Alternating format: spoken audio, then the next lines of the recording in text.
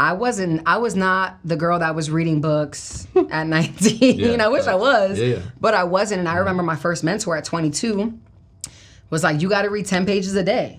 That's going to equate to about a book a month. That's 12 books a year. Think about where you can be in a year from now if you read 12 books that had to do with what it is you're trying to grow in. I like that. And I was coachable. And again, even back then, I grew into this student mindset of, okay, if you want what other people have, you have to be willing to do what they do. And I saw my mentor at 22 driving his dream car while I was taking the train with my good old Metro card. Are you ready? We're gonna run the play. Let's go. Do you know what it's like to come from nothing at all, but every day you just wanting it all? Do you know what it's like? Every day facing your fear, but believing that your blessing is near. Do you know what it's like? Growing up broker than most, but still being devoted the most. Do you know what it's like? Yeah, that's what the journey's about. Let me show you. What's going on, everybody? This is Justin Owens. I'm your host, and this is the Run the Play show where I help break down the top plays of success from top leaders, entrepreneurs, personalities by sharing gems from their personal playbook. And I'm excited that I ain't gonna lie. I got a personal friend of mine. She is a professional dancer, choreographer, speaker, a business coach from New York. She's a native. She's worked alongside some greats in the industry. We're talking about Beyonce, Rihanna, Mariah Carey, the Super Bowl, Gwen Stefani. The list goes on and on and on. She's actually got a movie that she helped to choreograph as well, Color Purple, the musical. And she also choreographed myself at the Run the Play show. Ladies and gentlemen, give it up for my friend, Miss Tia Rivera. How you doing, man? What's going on, nice bro? to have you here. Welcome to the locker room. Thank you for having me. You know, I'm excited to have you here. You know, we talked about this for some time. Right. All right, so I think the first question I wanted to ask as a dancer and choreographer, does your man have to be able to dance? Of course you would ask me that first. No. No. So he didn't have to have no rhythm. Honestly, I'm so done with like dancers. Oh, okay. So that's okay. Got it. Okay, we'll talk about that later. Yeah. All right. So, all right, for you, is it what has been your favorite genre of music to dance to or choreograph? I mean, that's easy. Hip hop. Hip hop. Okay. Yeah. I mean, I'm from Brooklyn, New York, born and raised. Yeah. So, and actually, video go viral lately too. You know, I see the moves. Yeah, I like it. So hip hop is first. What would you say second? R&B, which is close. Yeah. Because the movie is like the movie that you choreograph. Is it hip hop type thing too, or no? It wasn't. It was a musical. So I love musicals as well. I grew up watching them. Yeah. But it was very different. It's a different genre of music, different era, different style of dance, because it was, so long ago. But that was fun. Yeah. I like it. I want to talk to you about the career field, though, because there's a lot of ways to make money. Right. And, there are dancers that actually turn to choreographers and people that just stay dancers. So I guess let's start there. What's the difference between just a dancer and choreographer? Everything. Okay, yeah. Let me school you right quick. Yeah, please. So, as a dancer, you dance for artists, whether it be I'll speak specifically for commercial dance because that's the arena that I've worked in since I was 17 years old. So I started as a dancer, started working professionally at 17, doing, music videos, TV shows, commercials, dancing on stage for artists. Yeah. As a dancer, you're learning from the choreographer and you don't have to create anything. You're utilize your body, your talents to help bring the performance to life. Dancers are very much needed in the entertainment space. Okay. And then you have the choreographers that create the dance, that create the vision, that create the staging. They usually are creating what the artist is doing or not doing and all of those moving parts. Got it. So what's so interesting to me, because it's like we all have like a body, right? The same bodies, but it's like you come up with all these different moves and timing. Like, where does the creativity for that come from? God. Yeah. To be honest. Yeah. No, seriously, people ask me all the time because I always choreograph in the room. And what I mean by that is there are some choreographers, and there's no right or wrong way to do it, but that will pre-prep at home or in a studio for a major job. Like, for example, we did the Super Bowl last year, right? Or even this Beyonce Dubai show that we just did. a lot of the magic for me creatively just happens when I'm in the room and I get inspired by the dancers, I get inspired by the music, by the artist, and I just create. Yeah. Just a God-given gift. That's dope. Yeah, you know, and I think that's what it is. What it is. It's got to be a gift, right? Yeah, yeah. And everybody kind of has their lanes and stuff like that when it comes to creativity. I guess yours is dance. But like the moves and stuff like that, you see it, you be like, all right, no, this is it. Or are you practicing like just you start trying to stay trendy with dance moves? Like what is? No, I don't think about being trendy at all. It just comes to me. I know that sounds crazy, and that's why I really believe it's a God-given talent. Yeah. One, how quickly I create, and two, I don't really revamp choreography once I create it, because that's the thing too. Sometimes as a choreographer, you'll create something and you'll be like, I hate this. Yeah. And then you'll recreate it. I usually just trust what has come out of my body, and I'll put it on dancers, and there might be a move or two that I'm like, that was trash. It's not y'all. It was the step. Yeah. And then I'll change it, but. When she did ours, it was the opposite. It was like, you're trash. Y'all trash. We gotta change everything. We gotta change it. But okay, go ahead. We're working on it. Yeah. That was honestly one of the funnest things that I did last year. Like, I love working. You did a lot of good stuff last year. I said fun, not best. Just fun. I know. Yeah. No, I like that. She said she liked working with non-dancers. You know. But I'm okay. You know, for me, I enjoyed that experience because one, it was an area for me to be brand new in. Yeah. And truly be teachable and coachable. Because, like, you know, that's the thing that's kind of weird. It's like you could be great in one area, and then you go to another area, and it's like you're brand new. And it's like, snap, this is how it feels to be new again. And I like to put myself in those situations because as a coaching business, as you know, like, you're constantly coaching people and developing people. Yeah. And if you're not careful, you can forget how it feels to be new. You can forget how it feels to be the new person that doesn't really know. So I say, okay, let me keep trying to put myself in environments like I did, like swimming lessons. You know, I heard about that. Wasn't that successful, but we're still working on it. Dance. Okay, yeah. I just bought a saxophone doing lessons there because I'm like, okay, how can I continue to grow as a person, one, right, but still put myself in environments where I be new, be a student, keep learning, keep growing. So I appreciate you for giving me that experience. Of course, I got you. That's dope. What's the side of choreography or dance that nobody really knows? Okay, this is a good one. I think that the biggest thing or the biggest misconception is that people think that choreographers just create the steps and the routine. And I have learned my biggest lesson is that to thrive and to continue to have a flourishing career as a choreographer, you have to do everything else. From knowing lighting to stage design to helping develop the artist to making the artist feel comfortable. Having effective communication is major as a choreographer. Looking at a job like the Super Bowl, there were 120 dancers that we hired, 126 to be exact, on that job. So it's just like, I can have the best steps all day, but if I don't know how to effectively communicate to 126 people what it is that they're doing, along with 6 artists that have 6 different personalities, and making each of them feel comfortable within their own comfort level, then the job's not going to get done at its highest capacity. Right. So I would say that has been the biggest thing, that and leadership, actually. You know, I have come to find that there's a lot of people who can actually be really great choreographers that I've seen in the industry, on Instagram, on social media, and they have great content. But one of the things that I'm really, really grateful for is that I decided to learn skills outside of entertainment that have actually served me in my career as a choreographer. Interesting. Like leadership. Yeah, that's and dope. Effective communication and coaching. Yeah. I gotta coach these artists too, and I gotta coach these dancers too. So that's something that I think people don't really think about when it comes to the world of choreography. Got it. Okay, so talk about the transition from dancer to being a choreographer, because I guess you said you started at 18. Yeah. Did you know at 18, or you knew before 18, or you just like, let me try this thing out? Dance or choreography? Dance. Honestly, I said, let me just try this thing out. I grew up in a very traditional Latina household where you're gonna go to school, you're gonna go to college, you're gonna get that degree, you're gonna get a job. Yeah. So I actually enrolled into college. I did one strong semester. Okay, what were you gonna go to school for? So my major was psychology. I thought I wanted to be a psychologist. Wow. And then my minor was dance.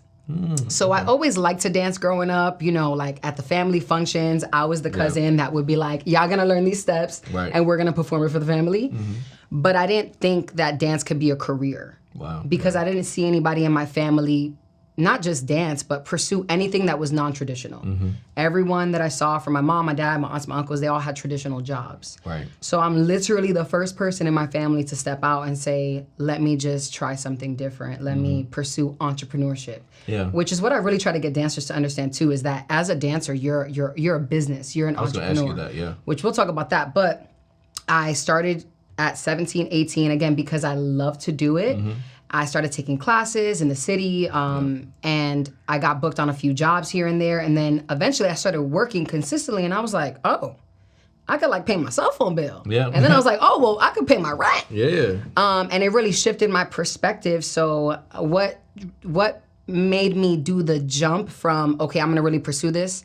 In 2011, I believe, was it like 2009, 2010, I got hired to do this MJ tribute tour. So right after he had passed away, I got hired to do this tour that was a memoir for him, and I had to make the decision, was I gonna stay in school? Or was I gonna leave and pursue this dance thing that I wasn't sure about? I wasn't signed to an agent at that point. I had no idea what I was doing. But I'm really grateful that I have parents that supported me, and they were like, we believe in what you want to do. So I left school, and the rest was history. From there, I got signed to a dance agency, and then my first major music video was Beyonce, full circle actually, 10 years ago. That's crazy. My first major music video in LA was her Run the World music video.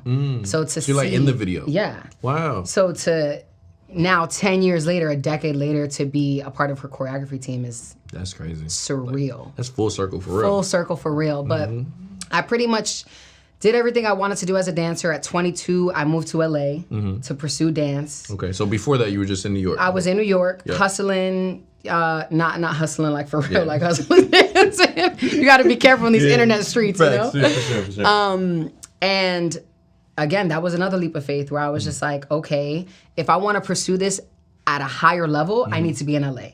One, I will say that when it comes to the commercial dance space, everything tour, music videos, commercials, TV shows, they're all shot and rehearsed in LA. Got it. So I was like, let me just go. I left my family, my friends. I thought I left with enough money, but I had lied about that. Okay. I was like, oh, I have enough money to get a car, to get this. So I slept on an air mattress in a friend's house for 6 months while out. I rode a bicycle an actual bicycle from Walmart to and from dance studios. And that's also when I started my entrepreneur journey with network marketing, which I'm sure we'll talk about. But by the age of 26, I had pursued all my dance goals for the most part, and I knew even a few years prior to that I wanted to choreograph. And I felt confident and comfortable and at peace in the place that I was in as a dancer and what I've been able to accomplish. So I went ahead and I transitioned to choreography, and how that started was I started as an assistant to Fatima Robinson. Shout out to Fatima Robinson. She changed my life, okay? See, honor. She changed my life, she didn't just give me opportunities as a dancer, because I started working with her in 2014 as a dancer. And then she hired me consistently, and I was able to build relationship. And I was able to show her who I was and my work ethic outside of just my talent. So when I had the conversation and I shot my shot on like, hey, I'm looking to join someone's creative team, she took a chance on me. So not only did she put me in position as a dancer, but as a choreographer, my trial job was Coachella. I was like, that is not a trial run, girl. She was like, ready, go, threw me to the fire. But I've been able to grow under her leadership so much as a dancer, then turned choreographer, as a businesswoman. She's such a boss. And even just as a woman, I've learned so much from her. But that's how I was able to transition, is I was working with her as a dancer first, and then started assisting her, and then eventually just joined her choreography team. And now she primarily produces and directs and creative directs, and me alongside my brother Adrian. Shout out to Adrian. He's a cool guy. We work a lot as a team on different choreography projects. So I'm taking a lot from that, because sometimes people get started, and it's natural, right? You get started in a new field, you automatically want to go from beginning to be at the top. And it's like, no, it didn't work like that. It goes from going to classes, back and forth little jobs, moving across the country. Riding the bike, still taking classes, getting jobs, and it's like, okay. And then there was a time of, like you talked about, it was Fatima, you said, right? It sounded like you even had to serve her. In the relationship as well as you started. I want to talk about that because a lot of times people don't know how that process is or how that works. Can you talk about, one, how, like, because you're really good at relationships, some things that have worked for you and that work for you in terms of developing them. Yeah. But then also, you know, the mindset to be able to say, okay, you know, I want to go over here, but man, I got to learn and, you know, be willing to be humble enough to learn from somebody that can teach you. For sure.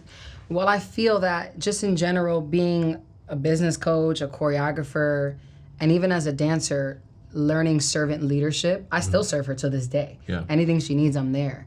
And I feel that way about everyone that I allow to lead me, because I think that that's a two-way relationship as well. Like, you have to choose me as a mentee, and I have to choose you as a mentor. Absolutely. Right? You got a book coming out called Menteeship. We're going to talk about that. That's good. That's good. Mm-hmm. But I think that, you know, I always looked at my relationships, until this day I still do, as what can I give this person versus what can I get from them? Yeah.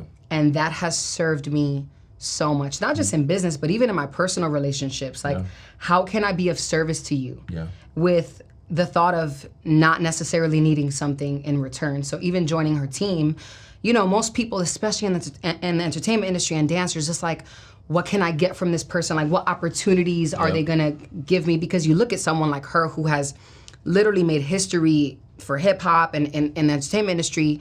It's easy to go to, oh, well, she can hire me for this, or she can do this for me. Where I walked into this situation like, how can I make her job easier? Mm-hmm. How am I being an asset to her team? Mm-hmm. And knowing that I wanted to choreograph and knowing the kind of beasts of jobs that she does, I knew that I had to learn how to edit music. Mm-hmm. I had to learn how to edit content. I had to learn how to create treatments, creative decks. So I did all that work prior to even opening up my mouth, because I'm also a firm believer that preparation and opportunity, when they're, you know what I'm saying? Like, you have to be prepared for the opportunity, or else you're not going to walk into the blessing. Mm-hmm. So when we took that first meeting, I was prepared for the opportunity, and I just focused on servant leadership. Like, how can I be an asset to her team and honestly everybody in my life? So let me ask you, so did she say, hey, I need help with these areas, or you just kind of recognized that was an area that, okay, you know, if I learned this, I could add some value? What was your thought process? Yeah. She didn't necessarily communicate that she needed help in any specific area, but I was very close friends with, and I'm still am, with Adrian, who was her assistant at the time, who was already working with her. He had been working with her probably for like 5-10 years before I started working with her. Wow. So he's been in the game with her for a while. Just seeing the role that he played, I'm coachable. Yeah. Right? I have learned, especially with the business that we're a part of, if you want what other people have, you have to be willing to do what they do. Yeah. So I looked at someone like Adrian, who was already serving her, and I said, what is he already good at? Mm-hmm. And how is he being an asset? And I knew that he knew how to do creative treatments, and he knew how to edit music, he knew how to do this. So being a part of a team like that, you have to be able to know how to do it all. Yeah. And again, that goes back to the misconception of choreographers, where it's like, oh, all you have to do is know how to create some steps, when it's just like, it's not necessarily true. Yeah, I like that. I know we talked about network marketing a little bit. I guess we can open that up, because you said you learned some skills from that space, and that's a space. That's a it's a business where for whatever reason it has a negative connotation to some people in the world. Yeah. I think it is one of the best places to learn entrepreneurship skills. Absolutely. I literally think it's either network marketing or door-to-door sales. You're gonna learn a ton. Yeah. Network marketing, because you're gonna learn a lot more people skills. Mm. Door-to-door sales, you're gonna learn a lot of people skills, but like closing skills, and you gotta dust stuff off really, really quick. Yeah. But like, what's been your experience? Because you've been able to go to a high level in that field as well. What did you learn from it? Were there any transferable skills? Everything. Yeah. Like, network marketing changed my life. Okay. No, seriously. Like, I owe so much of who I am to the industry. Yeah. Because if it wasn't for network marketing, which I started at 22 years old, I went into it thinking like, okay, I just need another income to help pay for my dance career or something to help fund my passion, which that's what it was. But it also opened up the door to personal development. Oh. I was not the girl that was reading books at 19. I wish I was, but I wasn't. And I remember my first mentor at 22 was like, you got to read 10 pages a day. Mm-hmm. That's going to equate to about a book a month. Yep. That's 12 books a year. think about where you can be in a year from now if you read 12 books that had to do with what it is you're trying to grow in. I like that. And I was coachable. And again, even back then, I grew into this student mindset of, okay, if you want what other people have, you have to be willing to do what they do. And I saw my mentor at 22 driving his dream car while I was taking the train with my good old Metro card. Yeah. Like, he was not struggling and I was. So I was a student to the game the minute I started at 22 years old. And again, just the world of personal development, because I truly believe that network marketing is an industry that is meant to make money, but it's really a like personal development disguised as a network marketing company. For sure, absolutely. Because I have come to learn that even for yourself and all of these other high-level entrepreneurs and earners within the industry, you really have to grow into a specific kind of person to make a certain kind of income. Yeah, for sure. And I learned that quickly. I was just like, okay, this version of Tia is not ready to make $100,000 a year. She's not ready to make $25,000 a month. That conversation didn't happen in my household. $10,000 a month, like, yeah, right. Yeah. So, one, I learned how to stretch my capacity for what was possible for me. Got it. And that was major because it allowed me to set goals that were bigger than what I probably would have set if I wasn't exposed to what I was exposed to, the environment. You know, seeing people driving their dream cars and taking trips, and I mean, it's not just about that, but who they were and how happy they were and how they led their life. It showed me what was possible for me. It taught me people skills, which serves me well as a coach. Even within entertainment, I have my own dance program. And I know that I'm able to coach these dancers better because of my experience coaching people on my team. Correct. Yep. It's taught me leadership. It's taught me sales, which I think everything is sales. That's why I don't understand why people think network marketing is so bad, because you're either being sold or you're selling something. You know what I'm saying? Yeah. So it just taught me how to be my own brand. It taught me how to take everything that I'm doing to a high level, another level. Yeah. Not like it's like I said, great skills. Anything you don't like about it? I mean, let me pull out the list. Hold on. I mean, for real though. All right, so what are some of the things? Honest. Okay. Just so y'all know, we met through network marketing, right? No, yeah, for sure. We've each time we've gone different ways, but we're still able to maintain a relationship. Yeah. Unfortunately, not everybody can do that. That's true. Yeah. But we were able to do that, and a lot of other people. But you know, anything you. Yeah, I feel like some of the things where there's flaws in, I don't even want to say the industry, but I think that it just depends on the company. It depends on the leadership. I've learned a lot about the importance of those things as well. Yeah. Navigating the industry, being a part of multiple companies. But I think that there's a lot of ego in network marketing. Yeah. There's a lot of division when it comes to people feeling like they need to keep their team secluded, and this is my team and that's your team. And I was never that person. I was always cool. As you know, me and you have never financially benefited from each other. And I've come and spoke at your event, and you've come and spoke at my event, and it's always been love. But I think that that's rare in the industry. Also, transparently, you know, you're building up someone else's brand and someone else's company, not knowing if it's going to be that tomorrow or not. Yeah, for sure, yeah. And, you know, we've experienced this before, and I can say this transparently, that I have been a part of a company years ago where I built up this large organization of people who believed in me, believed in what we were doing, and I woke up the next day and my back office was gone. Yeah. You know, and it's just like, I think that can taint your reputation. Yeah. You know, depending if you're not partnered with the right company and with the right people, and it's I think it's all a learning curve. Yeah, it is, and it's, you know, the climb to the top is way funner than the fall down, because it's like that's a fact. It's like you'd be like, hey, it can take a long time to get up here. It's like the rise takes much longer than the fall. Oh yeah, like, for sure. It's like and just like that. And I think sometimes because of that, people can sometimes get not just discouraged, but sometimes salty with the industry. Yeah. And I think it's like, for me, we were talking earlier, it's like, it's all about transferable skills. Right. Like the things that I learned, I'll always have them. And you almost can't ever replace it. Like even now people be like, yo, how do you speak so well? Like, yo, I did. Yeah, same. I don't even know how many presentations I've done at this point. Yeah. And, you know, in different living rooms with different types of people in different countries with different languages, and then Zooms. And it's like, okay, man, between that, you learn, okay, the beginning was really trash. Yeah. And then you like, okay, I learned how to become more effective. And all that is by reps. Yeah. And you really can't duplicate that you can't in any other way the but reps, the process. For sure. Yeah. I think for me, I always tell people, the thing I love is the people. The thing I dislike the most is the people. You know, I think it's all about bars. Yeah. That's real. It's all about the right people that you're around and the right people that you're connected to is really, really big. For me, what's interesting though is you've been able to have your career in dance, now going to choreography, but then also have another business that you did exceptionally well. You know, multiple 6 figures and beyond. How are you able to do both of them? God, and a lot of prayer. Yeah. I get this question a lot, and I think that I grew my tolerance for pain. My capacity for leadership has been stretched. My capacity to be patient with myself, to give myself grace, because it wasn't always easy. Yeah. You know, I'm not going to say that it was overwhelming, because I'm also a firm believer that God is not going to give me nothing that your girl can't handle. Right.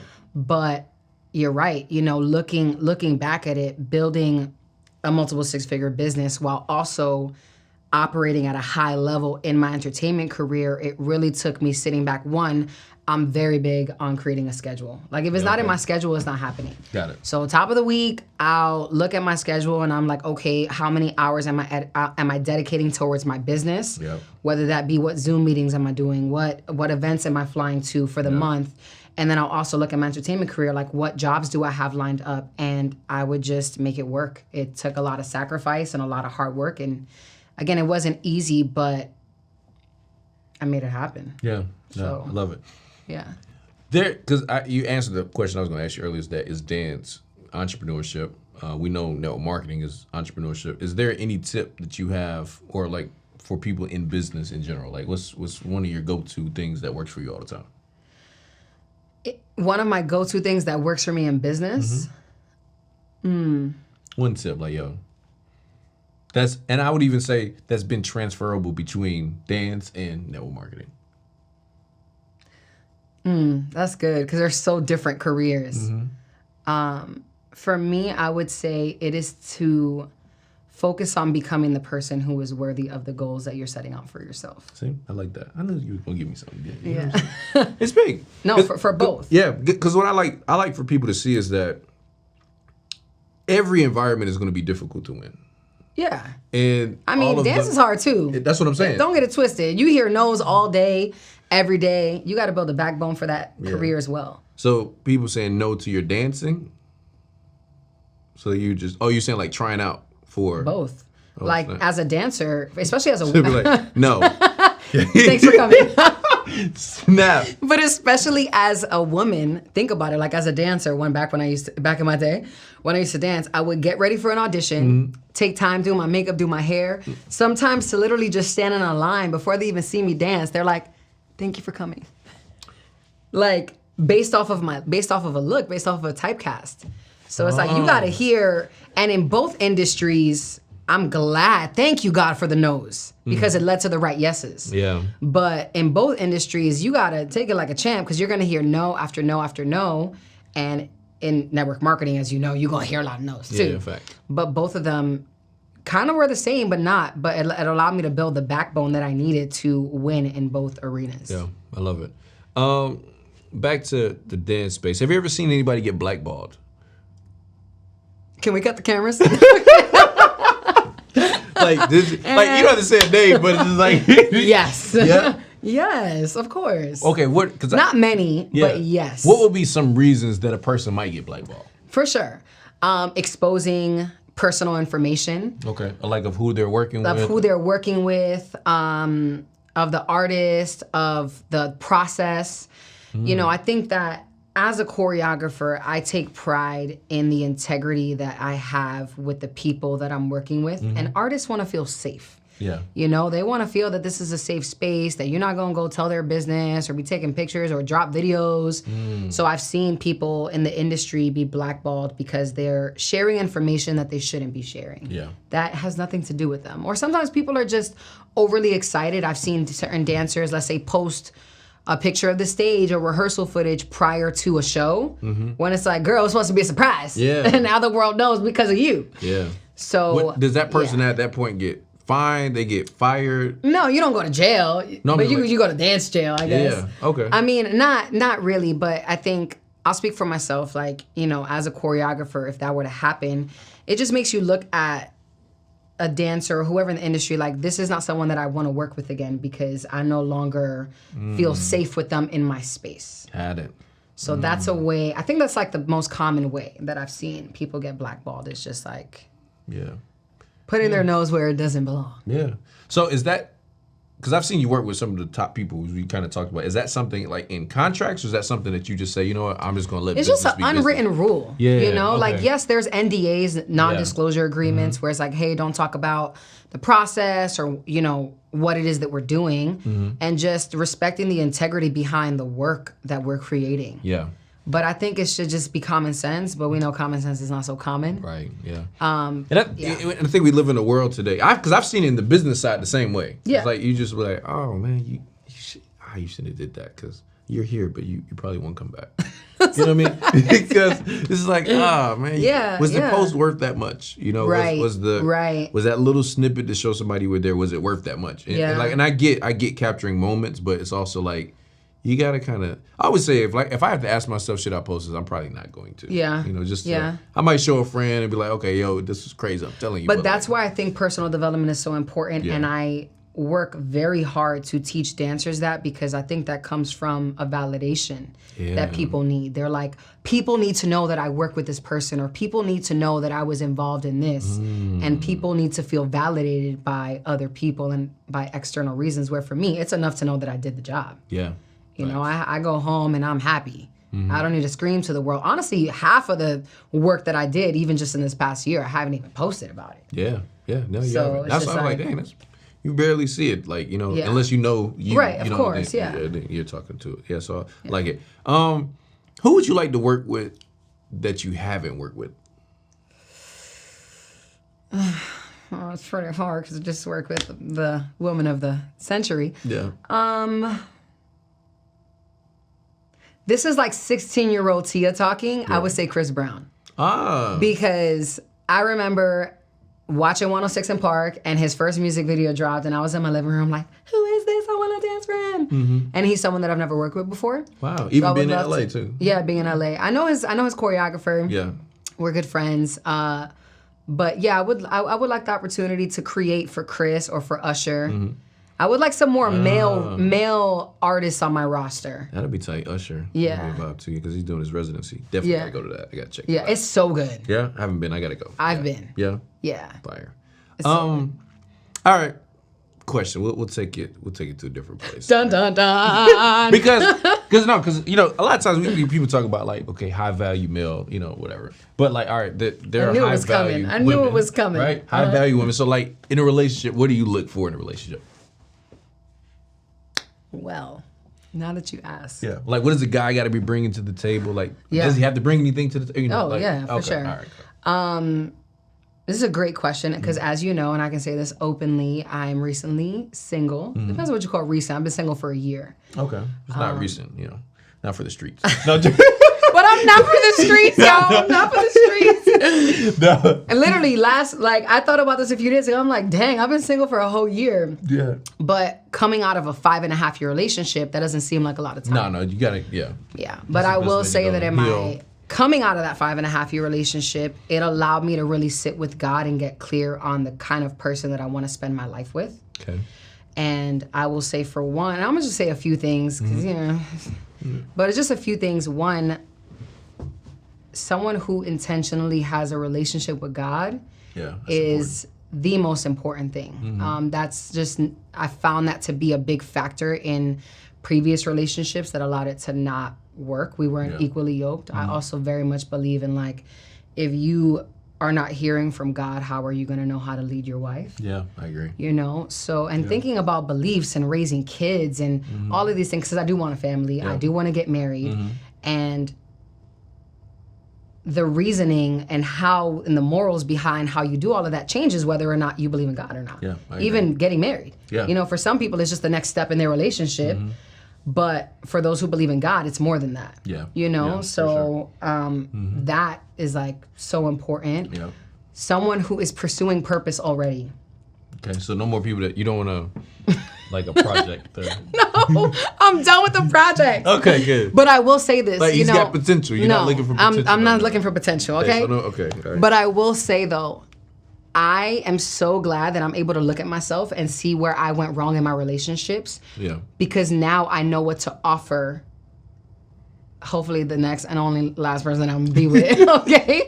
Whereas like before, it works in my career as a choreographer, it works in my career as a business coach, but I like to fix people. Yeah.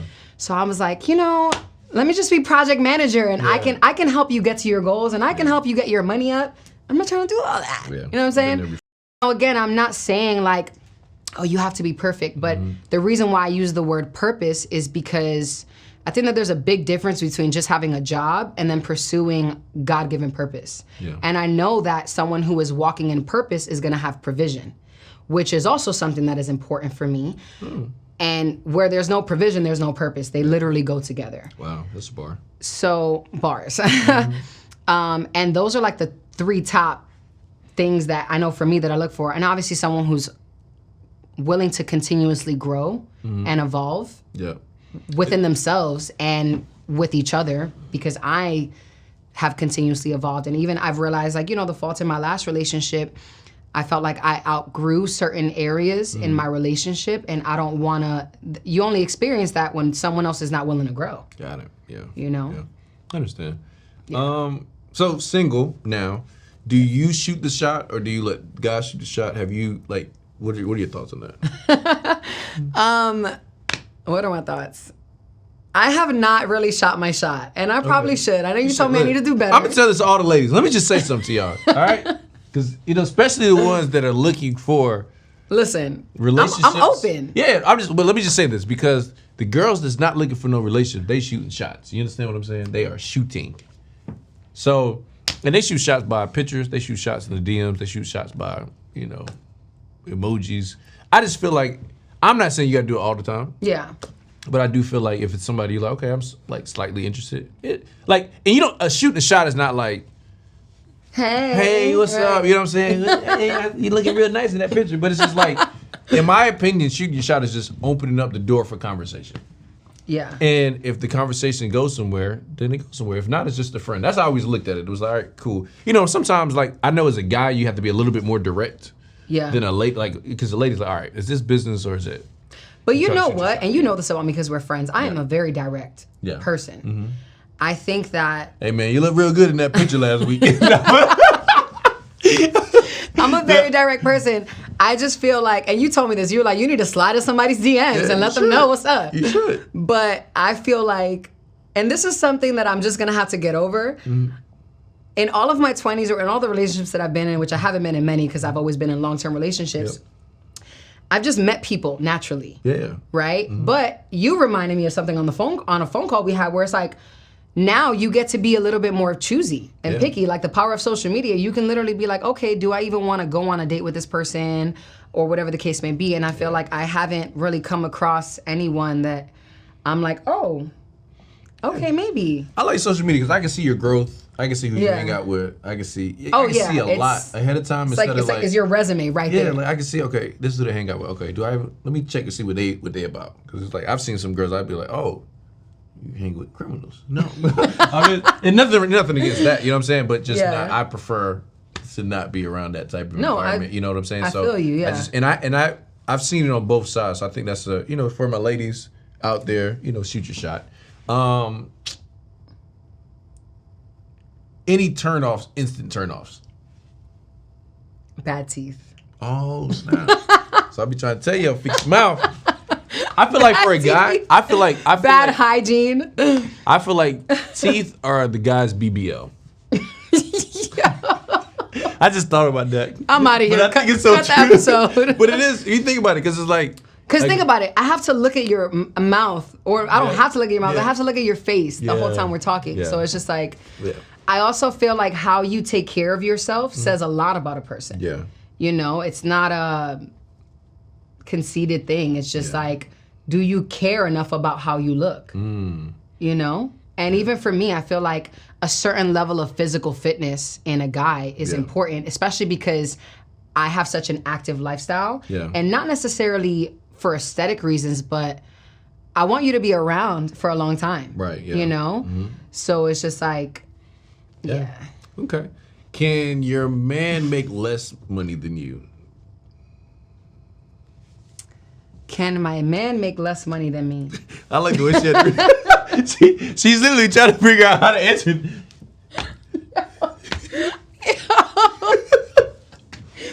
I had to think about it for a second. I don't know. Now hear me.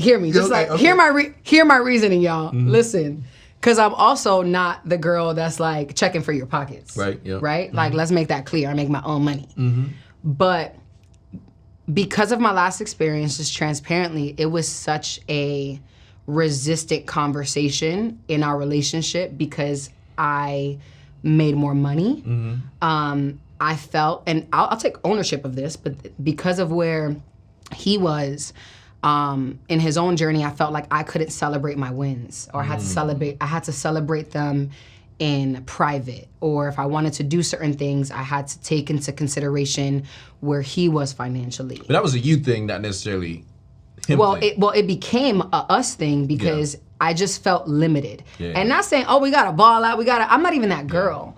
But I think that it would be nice to at least be in the same bracket. Yeah, okay. You know, just because of the quality of life that I've created for myself. That I want to continue to create for myself. I love to travel, I love to do things, and I don't want to feel, and I'm naturally that person where it's like, if I'm chilling with you, and I have friends like this who just don't make as much money, it's like, I'm conscious of it in what we decide to do, where we decide to go eat. Right. All of those, you know, because I know you might be looking at the right side of the menu when I'm looking at the left side of the menu. Exactly, yeah. You know? Yeah, I get it. So for people that don't know, it's just she's talking about price or yeah, sorry. Yeah, exactly. I agree with that. I think it's important. And I think for more people in relationships, they have to be more honest about, all right, these are like things that are not negotiable. Yeah. Other things are negotiable. That's why I said maybe. Yeah. You know, and I haven't experienced for myself a healthy relationship in that area with someone who made less money than me. Yeah.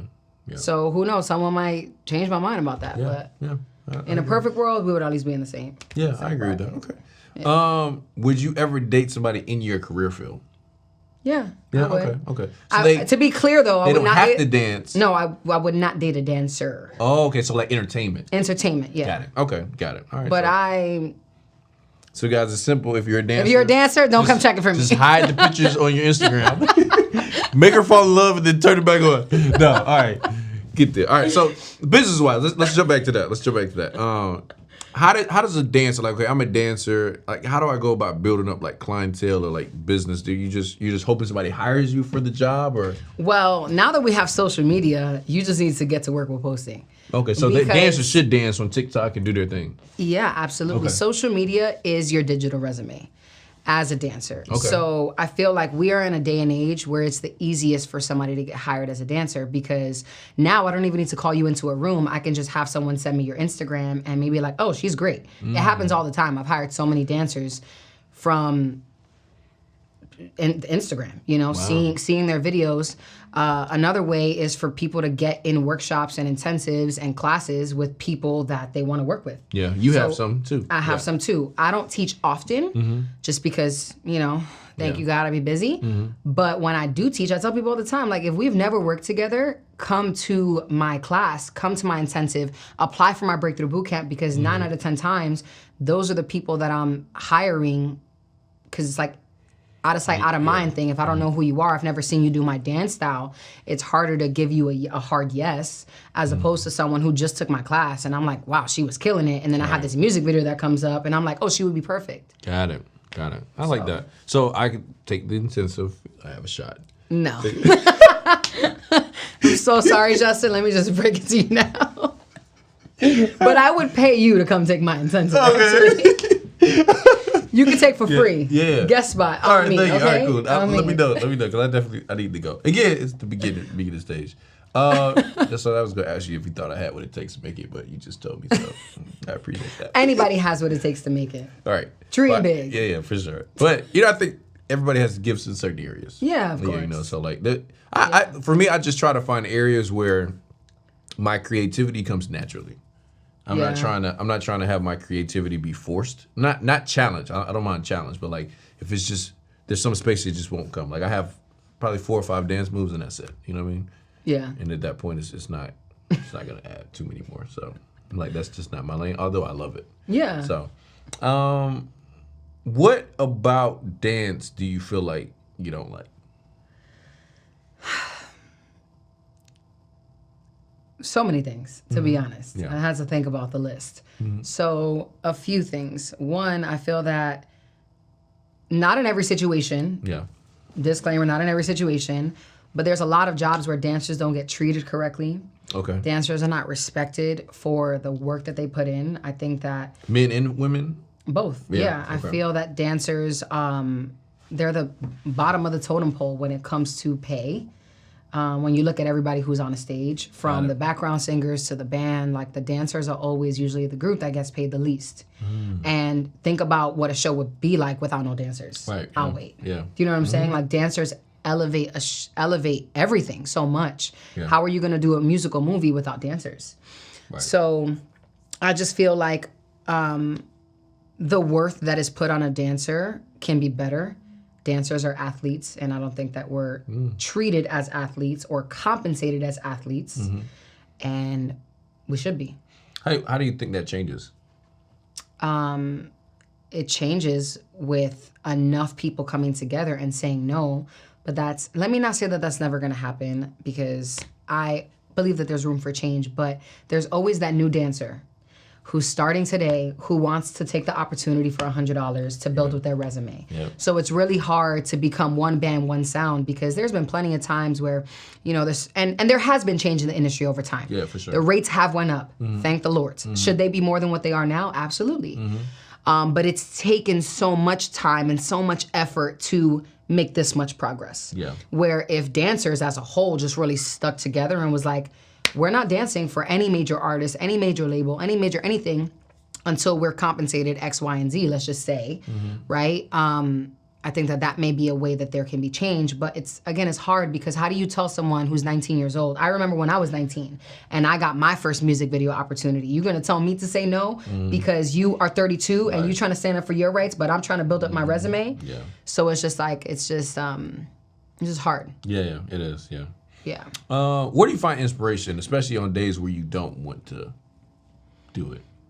I don't find inspiration. I just do it.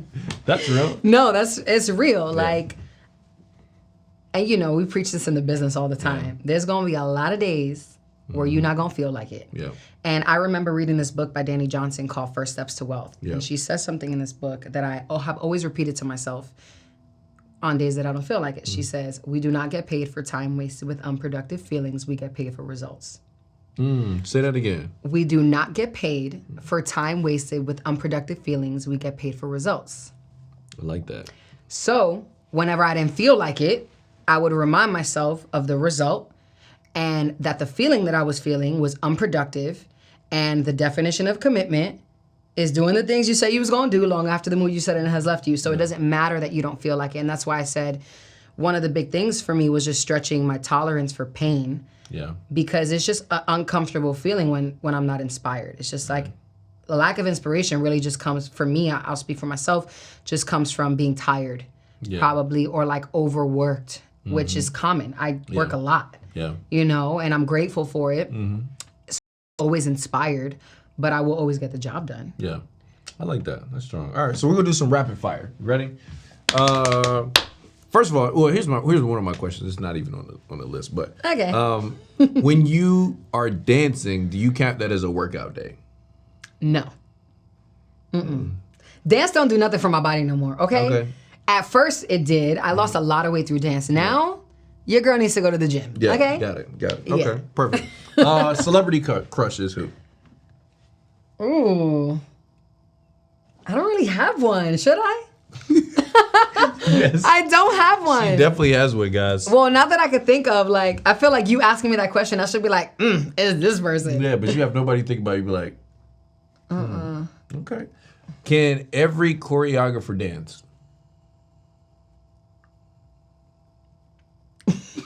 This is rapid fire. Not slow fire, Tia. I think that, no.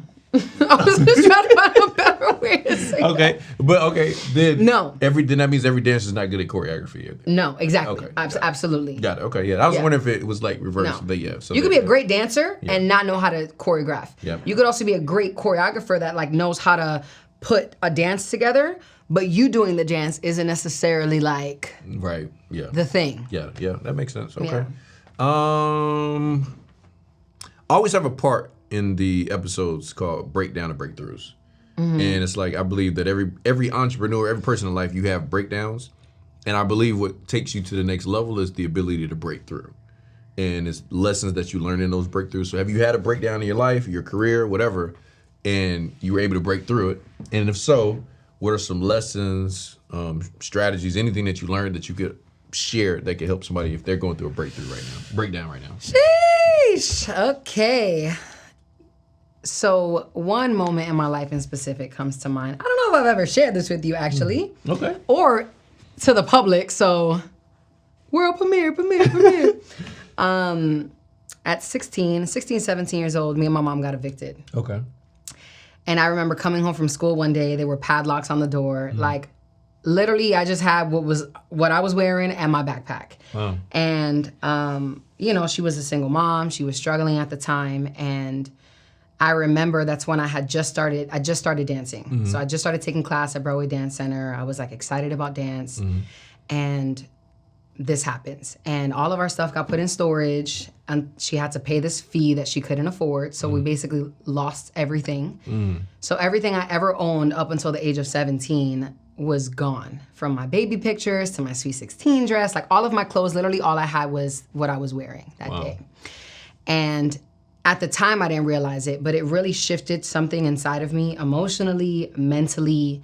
My mom went through the system, and she didn't want me to experience that with her. So I went and lived with my dad, which was new for me because I have always had a relationship with my dad, but my parents split up when I was 2. So I lived with my mom my whole life. Yeah, that was a big change for me, and I remember the day that we had gotten dropped off for her to stay in a shelter. The first night I was gonna stay with her, it wound up being right across the street. Like, I lie to you not. If this is the door to Broadway Dance Center, this is the door to the shelter. And I had just started dancing, and there were like people outside, and I remember having this feeling of like embarrassment. And I didn't even get out of the van. I was just like crying, and I was like, "Mom, people are gonna know." And again, in that moment, it like lit this fire in me at 17 years old where I was just like, when it's up to me, I'm gonna make sure that I'm never in this position ever. And, you know, she was able to get out of that and, you know, everything worked out. But I feel like that was a moment in my life that allowed me to look at circumstances different. It allowed me to look at money different. At a young age, I took money serious. I forced myself to learn about entrepreneurship. I didn't grow up in a household where I was taught how to make money outside of working, how to save money, manage, let alone invest. And after that experience, I took it upon myself, especially, you know, I was turning 18, 19. I was becoming an adult. Granted, in that moment, I still didn't pay any bills. I was living at home. I didn't have a job, so there wasn't much I can do that I was able to do, and I felt helpless. And that was a feeling that I didn't want to feel again. And I was old enough to understand the feeling. I felt embarrassed. I felt helpless. And the biggest thing was like, I'm gonna make sure that I never feel this ever again, and that my family never has to go through this ever again. And shortly after, I was exposed to network marketing, and I ran with that and was able to make a lot of change for both my parents. To be honest, I've been able to help them experience life at a different capacity. But that would be a moment that was a major breakdown for me. But it was the biggest breakthrough because it unleashed this beast of a woman that I became because of that experience. That's dope. I love that. I'm not happy you went through that, but I'm happy you went through that. You know? No, yeah. It's like, yeah, it's like, you know, there's certain times or certain things that have to happen for you to, you know, just. And you know, in those moments, you're like, why, God? Yeah. Why me? Mm-hmm. Yeah. Now I never question it. Yeah. Yeah. No, for sure. I've definitely had some situations you'd be like, Lord, can it get any worse? Right. Yeah. And then it does. You're like, you know, never mind. I won't say that no more. So exactly. I love it. So Tia Rivera, what's next for her? Like, you know, obviously choreography on another level, business. Like, what do you see for yourself? Like, what's coming up next? You know, Justin, I am living in my dream, and I feel, and obviously there's always another level. Yeah. But I think me just doing everything that I'm doing at a higher capacity, and one of the things that I've always focused on, and I mentioned this earlier, but it's just like becoming the woman who's worthy of all of the things that I want. Yeah. So I never focus on my goals. I just focus on becoming, and then my goals just happen. Love that. Yeah. So in my choreography career, things continue to happen and I continue to elevate, not because I've become a better choreographer or my steps are sensational, but because I've become a better person. Yeah. For the artists, for the community. So the biggest thing is for me to continue to grow into the woman who is worthy of all the career goals that I have. Yeah. Of the man that I want. Thanks. Period. Okay. But yeah, just to continue to do what I'm doing, coaching at a higher capacity. I love speaking. Doing that more outside of the industry that we're both familiar with is another major goal of mine. And yeah, just to continue to grow as a choreographer, business owner, coach, and eventually wife and mother. There we go. I like it. I like it. Well, congratulations to you. I'm excited for you. Grateful to be your friend and to be able to watch this journey. It's been powerful, and excited for not only what's happened but what's coming. It's big. Anytime somebody come on the show, you know, we'd like to give them something. So, Philly, you got my box by chance, please. You know what I'm saying? You got some food for me because I'm hungry. I really do need food, right? That'll be a real gift. Is it pizza? All right. So, got some stuff from newageceos. And then I know you are on your content creation tip. So this is a lavalier that you can put into your phone and have high quality video, audio. What are you trying to say about my quality now? No, I'm just saying that's, you know, becoming. We got to do better, girl. I'm coachable though. The last time you told me to get a little, I got it. Yeah. It's just, but you know, I know you've been on the road too, so this is like this goes, you know, so you can still have high quality stuff. So you know, just wanted to give that, you know, from the brand from me, but also give to you. You know what I'm saying? So okay, always repping. Make sure y'all get the clothing line too. I ain't gotta say it. Y'all know now. You know what I'm saying? Make sure you support the brand. And so listen, y'all. This is another episode of the Run the Play Show. I told y'all we're bringing in top business professionals, entrepreneurs, leaders in their space. You just heard from, in my opinion, the top choreographer in the world, my great friend, Miss Tia Rivera. Y'all just got to play from her. Now you got to go run it. See ya. What's going on? Listen, make sure you guys go to runtheplaystore.com. Get your official Run the Play gear. We talk about shirts, socks, jackets, for everybody that's Run the Play all across the world. Are you ready? We're gonna run the play. Do you know what it's like to come from nothing at all, but every day you just wanting it all?